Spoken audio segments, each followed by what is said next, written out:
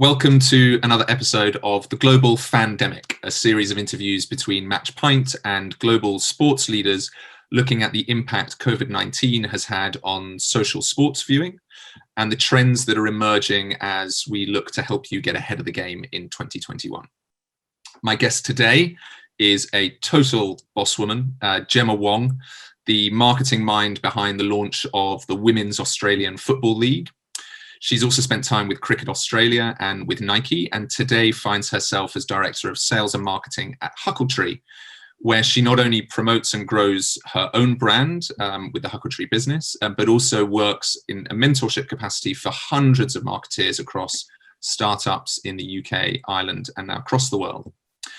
Today, we'll be discussing particularly women's sports and the launch of the AFL in 2016. Some of the trends and observations that Gemma's had about how the pandemic has impacted women's sport and the marketing thereof, and also look at some of the technologies and marketing trends that are emerging that will help us all in 2021. So it's my great delight to welcome Jemma Wong. Gemma, welcome to MatchPint. Thank you for having me. Can't wait to speak about all things sport, tech, startup world. Neither can we. And I guess the first place to start is, take us back 4 years now, I think, 2016. I'm sure that years had gone in before that in terms of the planning, but, help us understand, what were the challenges that you faced in 2016 as you came to the point at which you were launching the Women's AFL in Australia? I think the best place to start here is probably how I came across the AFL in the first place, because I think that actually paints a bit of context into how I was put on the project, but also the thinking and the philosophy behind how we actually directed and guided the strategy from the very first place.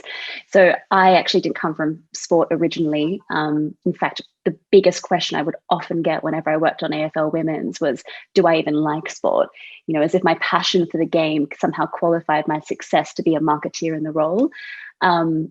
And I actually grew up without a kind of a core knowledge of football. And I think that level of detachment and perspective actually really served me quite well, because I was able to see things outside of the tribalism of the game. I was able to see the exclusivity and privilege that the game actually had, and therefore how women's football had to come in and sort of counter that kind of privilege. So I think that was kind of interesting. The AFL, usually hires very similar, like-minded people, and I was probably the outlier in terms of a hire. They saw the work that I had done in growth hacking and growth building and sort of brand building before, thought that I would be a great fit for where they needed to take the company. And I think that's a real testament to the AFL, actually, because they saw potential in an outsider perspective to come in and rip up the playbook and do something different, which is a really important, I suppose, lesson and quality that a lot of startups need to be thinking about today. So anyway, I joined in 2015, just at the time when our CEO, Gillon McLaughlin, had announced that the kind of plans for a 2020 women's elite game would be fast tracked to 2017. So effectively 4 years worth of planning had to be condensed into almost a 12-month cycle, which was pretty incredible. And I don't think that was just a bold kind of move. It was definitely a growth necessity. There was a big conversation at the time about relevance of the game, stickiness of the game, making sure that there was going to be, a kind of a baton to pass on to future generations that wasn't just kind of baked in sort of traditional masculine codes. And it was a really smart business decision, if I'm really frank, because there was so much commercial upside that could come from it. Whether they thought about that at the time or not is sort of a different question. I think they did it because of the bold statement and the bold intention, and those sort of factors came afterwards. So it happened all pretty quickly. I joined the company, that announcement happened, and one of the very first meetings we had, which I'll never forget, we were in this boardroom, which was kind of full of mahogany. All the administrators of the past were in oil paintings around me. It was extremely intimidating. I think I was one of 2 women in the room. We'll kind of go through the frameworks and the strategy and the rationale of the game and how we had to build the league from the very beginning. And the question that was pointed to me at the time was, so Gemma, what will the logo be? Which I'll never forget that moment, because it was a moment in time for me to think, this is not about building a brand of football. And if we do that, then we absolutely lose. But it was a moment for women. It was an opportunity for women and a story for women to kind of write their own path and write their own future in the game, which I made a very clear distinction at that time. And I think that was when a few pennies started to drop in the room that this could be a whole cultural shift internally for the game, for the code, for industries that were, perpendicular to us, not just, a chance to create a great product. So for those that are, thinking about the relationship between women's and men's sport now, when you think back to that time, presumably there was a mix of, here are things that we need to replicate and here are things that we need to really have as distinct. How did you approach that, particularly the way in which you wanted the women's game to stand out and be big and bold and different to that which the AFL was known for?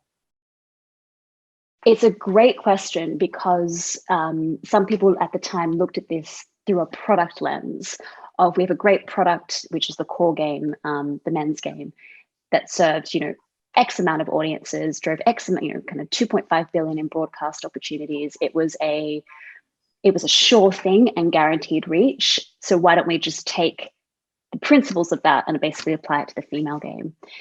What I did in terms of trying to shift that mindset from the very beginning was to paint a level of context. I actually went back into the archives, which is one of my first things that I did when I was building this project, and looked at the first women's game that was ever played in Australia, which was in 1918 in Perth. And I found this fantastic photograph that showed that women had actually already been connected to our game for 100 years. Like, the journey to women's football was 100 years in the making. And all of their qualities that they brought to the game, kind of new innovation, kind of a different way of sort of playing on the ball, different team mindset mentality, different approach to coaching, also just a completely different sort of physical approach to the game because of flexibility and also just how they move on field. All of these qualities were really silenced over those years. So I used that as a bit of a bait and also a bit of context setting to say that, look at the innovation that could take place if women hadn't been silenced for 100 years in the game. And look at how this could actually push the entire code forward, men's and women's football. So that was definitely the first thing. The second thing I looked at was feminism and the four waves. And this was probably the most controversial part of the work that I did. I had 172 presentations that I gave for the 18 months that I worked on this project. So that was to coaches, administrators, journalists, basically anyone who touched the women's game. They had to go through sort of this brand, cultural, educational, I would say conversation, not lesson, but certainly conversation about the strategy, about what we were building. And in that, I actually put up this slide that had the four waves of feminism and talked about the importance of celebrating the difference, that just by comparing, women and men side by side was never going to be a way of success or progress. It didn't appreciate the difference that women could actually have on the game in terms of the fundamentals. So that was a big, big moment. I think it was a big moment in people shifting their mindset to say that we could do things differently. And that's where the whole positioning of the league came from. See what we create was our motto, our positioning, our statement, our belief system as well. It was about see what women can do if you give them the core principles of the game and see what they can build from it. So that was probably the second thing. I think the third part was, with those two pieces of context in play, it actually allowed us to release the shackles that had kept the men's game back for so long. So we really innovated when it came to broadcast. We changed the way that we broadcast the games, not just in terms of the way that the cameras were set up, but also in terms of the commentators, the segments. We did a live stream for the very first time, kind of from the content studio, which we built in-house. We did live streaming across Instagram as well, kind of using the Instagram platform in a really different way at that time, which had never been done before for the men's. So it gave us a license to kind of change the traditional format of the men's game. And what the most interesting thing that came out of this sort of at the back end of the 12 to 14 months was that you had so many people working on the men's product saying, I actually like to take a little bit of that from the women's game. You'd had so many broadcasters change the way that they think about the men's product. So it lifted the whole code. And I think this is a broader comment here about how when you bring women into a conversation in any career, in any industry, and you actually give them a chance to put their own fingerprints on it, it can completely lift the category as a whole. which we've known about for a long time, but sometimes people need a reminder of it. And as the league launched with all of this innovation, you talked about the men's reps looking at it and going on a bit of slice of that. Presumably there were, as growth took hold, there were a whole new set of challenges that started to emerge that were different, because I think launching something is one thing, but then establishing and growing is another thing. So what were some of the challenges that you then started to see, and how did you have to evolve? How did your plans have to evolve? Yeah, the challenges were significant. More significant than probably any business I've ever worked on. Not only were we working on a 12-month timeline, which is kind of crazy considering everything we had to do. Mind you, we were a team of 2. So Josh Vanderloo was the head of female football, and I was sort of the head of audience growth and strategy. And we had a few other resources internally that helped us. We eventually scaled up a sort of an internal startup team, but I would say that we were very lean from the very beginning. So our biggest challenge was time and resource internally. The second was that we were up against the established cycle of the men's competition, which took up all the resources of the administration. So, getting access to sponsors, getting access to kind of the broadcasters, getting into meetings, getting in the room took a lot of effort. And we were kind of pushing up against that grain. But I think externally, the biggest challenges were certainly from a brand perspective, like how do we fascinate a nation beyond novelty? This was the big question I always had. It was a spiky moment in time, and it was certainly had historical weight, but how do you, in the long term, shift perceptions to position women kind of as credible agents in the game, not just as, a fun novelty on TV? So that was the big kind of brand challenge that I gave myself and gave to all of us who worked on it. The second one was probably, I'd say, the audience, the fans. Wait, just before that, Gemma, how did you tackle that challenge, that first challenge? Yeah, so there's a few different ways we did it. I think everything we did was about creating a positive, inclusive, and female culture and putting a female lens on the game. So we never thought about this as just marketing a competition. We always thought about this as brand movement. And that takes a significant amount of courage and a significant amount of consistency as well. I used something that was kind of a classic marketing technique, but I used something that was pretty important and historical to the men's game, which was a traditional campaign in 1992 called I'd Like to See That, where basically great sporting stars from around the world commented on the kind of like the incredible strength and kind of feats of Australian footballers. And it was kind of set to that awesome track, You're Unbelievable. Anyway, I took that, went into the archives, spoke to the original creative director, and recreated and reappropriated it for a 2017 audience.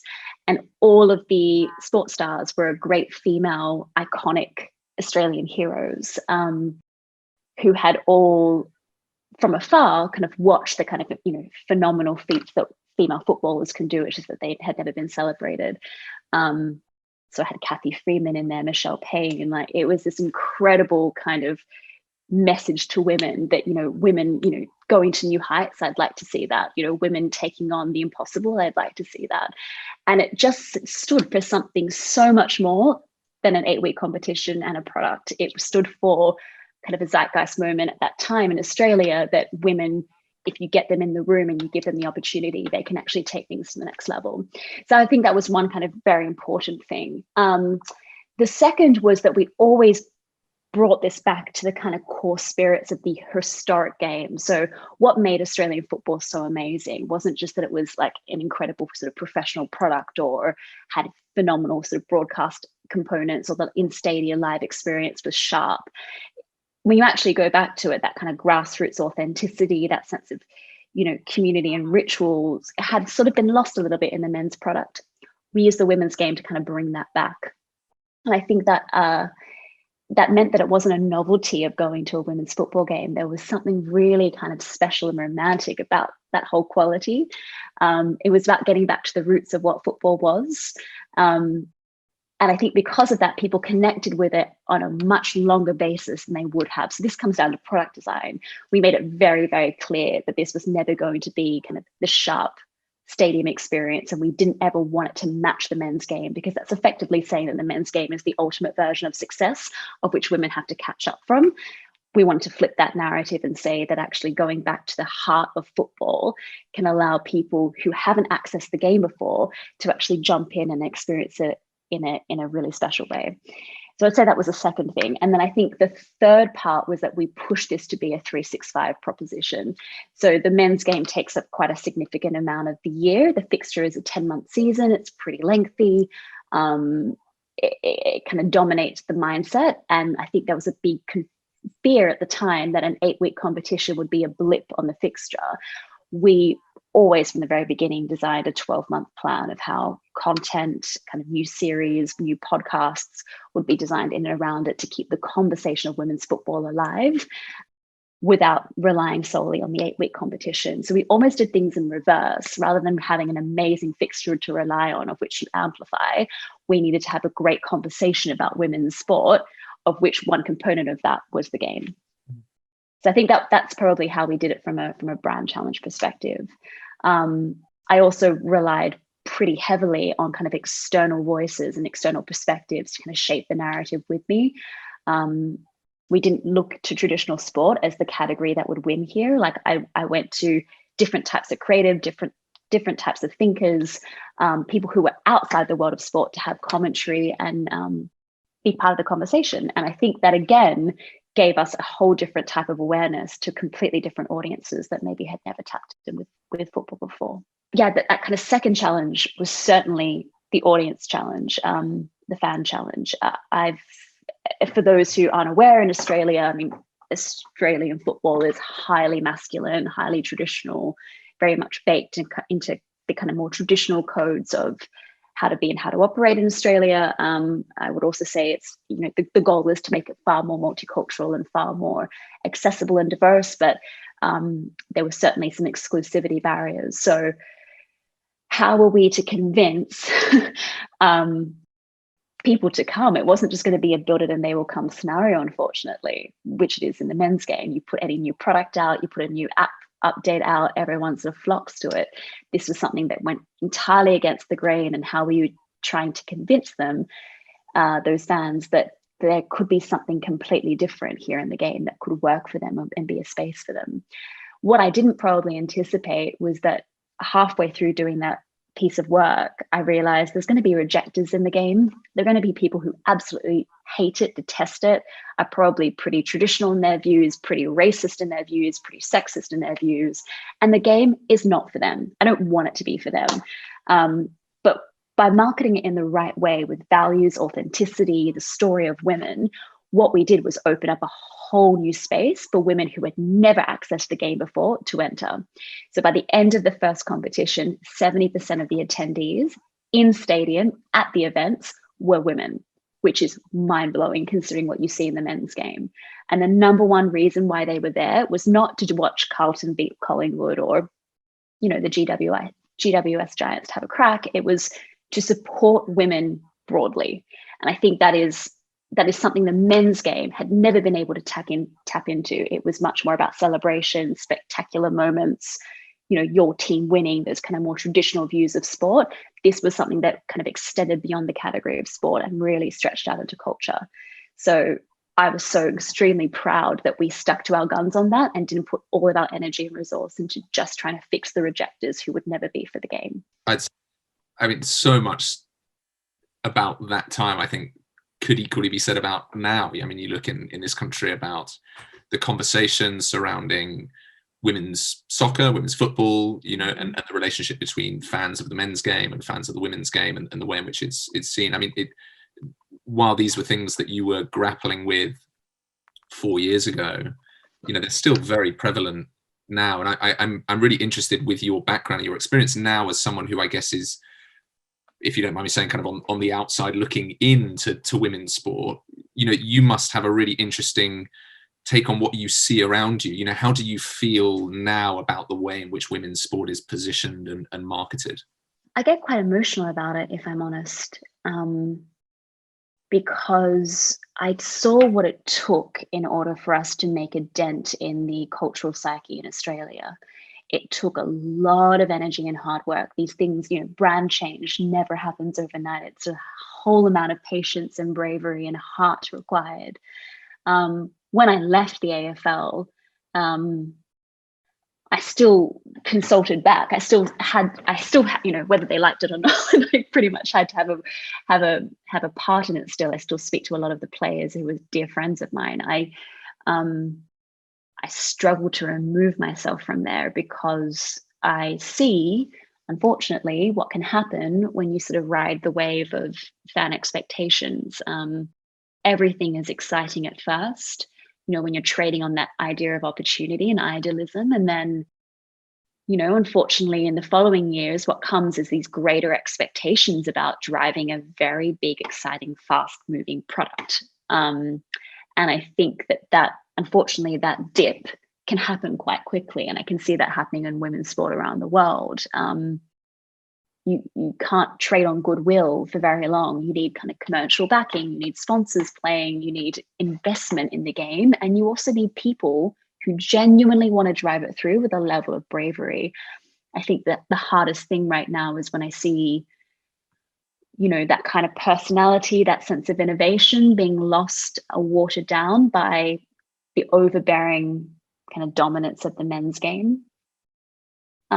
It requires a real fight internally. And I think the codes that have people who are champions of that change and agents of that change, pushing internally constantly, will get ahead eventually. But the problem is those people get burnt out and they get exhausted.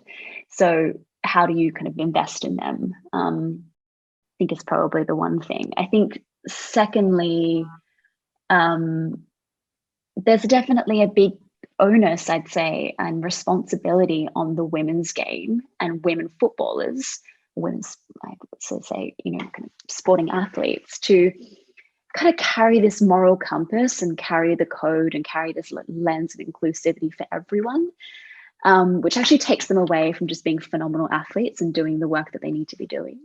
I think there's got to be greater focus from the administrators and the actual people sitting behind the table, at the decision table, driving that bigger conversation on behalf of the men's and the women's. One of the big questions, we had after launching AFLW, obviously it was incredible success, lockout games, phenomenal attendee, we broke the record in so many ways, was that a lot of other industries came to me and Josh Vanderloo at the time, or anyone inside the AFL women's team, asking for help about how they could change a level of sexism inside their industries, how they could drive organizational transformation.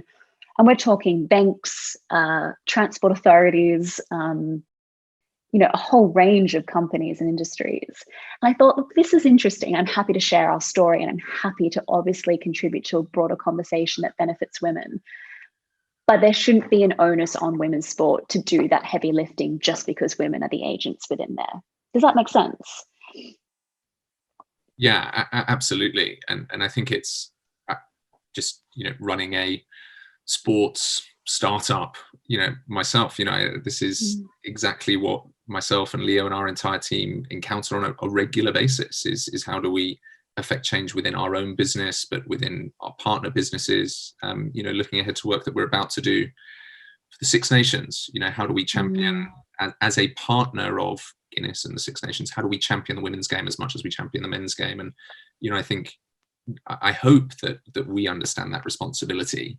But it sounds to me like, you maybe are a little bit tired or frustrated at the burden that the women's players and those that are grinding every day with bravery to build these games, that burden is being left on their shoulders, and no one's kind of picking up the cross or picking up the bag and saying, actually, I'm going to help you with that. I mean, have you seen any examples either, outside of Australia, in the UK or in the States or anywhere where you feel like this has gone well? Can you point to examples of where you feel like the women's game has kind of had that dip and then has ridden it out and grown and continued to bring allies on board?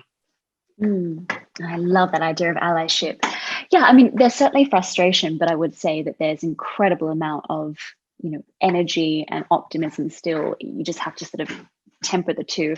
I think women's football in Australia was a catalyst for so many other sports, kind of directly and indirectly within. I'm just going to talk about Australia for a second.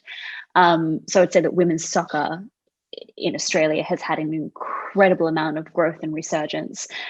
And actually, there's so many talented players that have been multidisciplinary in that sense. So we have phenomenal cricketers who can, play both. A lot of our AFLW players came from other sporting codes because they at the time were the only games they could continue on the participation pathway. So it's had this amazing blend and kind of burst effect, which has meant incredible gains have happened overall for women's athletes in Australia. So that's a definite plus. It's a build effect. I think in many ways, AFLW was the first mover, but like we always see, that creates a massive space in an industry and category. And then it's great to see kind of new innovators come on board and sort of build on that. I think women's football here in the UK is doing phenomenally well. And I think it's fantastic to see like great companies backing them. This is where it makes the difference, is when you see commercial dollars come into the mix. So, even in my time at Nike, working on the Women's Football World Cup, I mean, that was, I wasn't a kind of a key part of that, but I remember the importance that Nike put behind that, and the value about how female athletes and women footballers needed to be represented, not just with a level of, baseline equality, but with a real sense of hero, like there had to be a level of sort of stardom and kind of heroing in a way that you don't quite see in the men's. I think there are also like very amazing kind of independent voices. So certainly in US soccer, there's like incredible people like Megan, and also here in the UK, Alex Scott. One of my favorite all-time soccer players is Sam Kerr in Australia. There are these great kind of phenomenal independent heroes and people on the field, who are then matched with phenomenal sort of commentators, people who call the game as well off field. And I think it's this cluster of independent people that are coming together and actually creating changes in their own little spaces, which then have a kind of a positive network effect broadly. So kind of a long way of basically saying that I do think that there is great innovation taking place. It's just happening probably slower than I would love. And then I think to counter that as well, what you're seeing kind of not in the traditional sporting realm, but certainly in personal fitness and individual fitness, amazing innovation in the women's space here about, kind of fitness apps, hormone tracking apps, anything that can help you sort of optimize your performance and also optimize your strength and also kind of take control of your own body. That innovation has probably had more gains because of what we've seen broader in the conversation of women's sport. And I think those two things happening in tandem together can only benefit the end outcome, which is trying to change the narrative that women can own their own bodies and own their own spaces and realize their own potential. It was amazing. You remind me of, I think, a story that came out of the last Olympics, where the GB women's hockey team had been leveraging and using the power of this app that monitored their cycle to actually start looking at game plans and how they trained, so that they could, actually, exactly as you say, use their bodies for benefit, for advantage. So often I think it's been seen that there are restrictions that take place because of the biological differences, but actually to reframe that, and some of these technologies are phenomenal in terms of the way in which they're already being used. And the more that those stories can be told about elite athletes using them, the more that we can encourage people at a grassroots level to kind of get on the train. But true. Just before we go, and I honestly, Gemma, we could talk for hours on this. I know.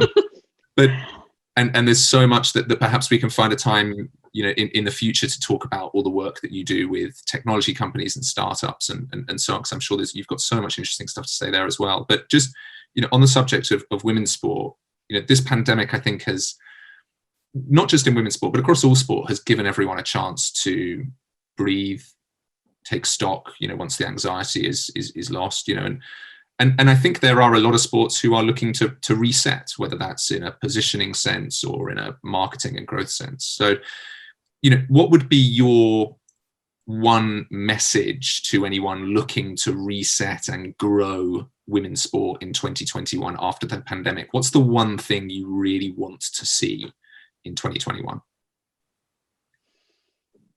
Oh, big question. I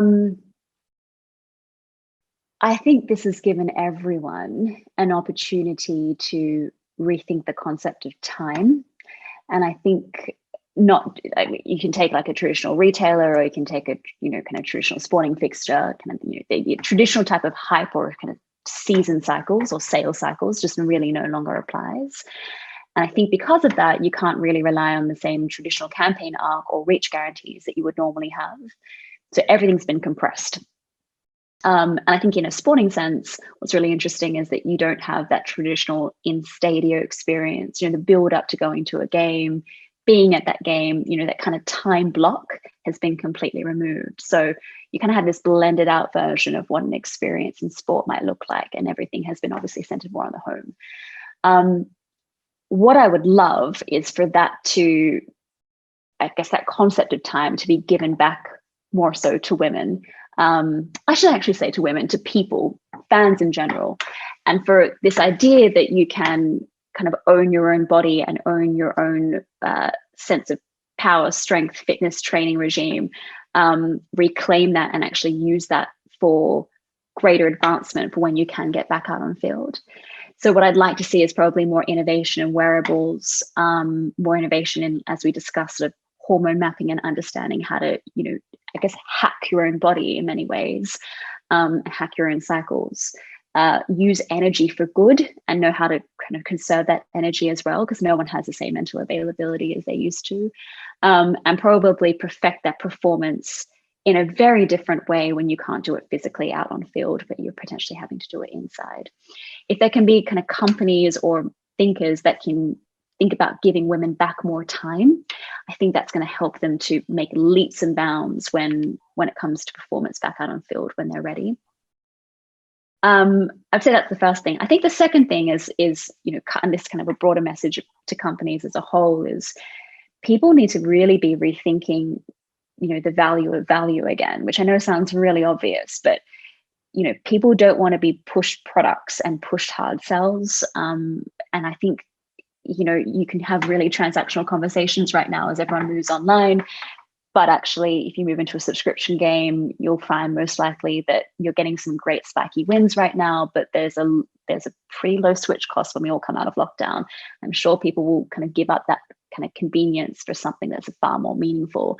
So use this time now to really think about the value you can give to people, and think about that in terms of the intangibles. So whether that's trying to solve the biggest problem for your customer, solve the biggest problem for sport, and the hardest problem as well, I would say, because the easy ones will be solved by your competitors. But if you can kind of edge away at the hard ones now in lockdown, that's the right time.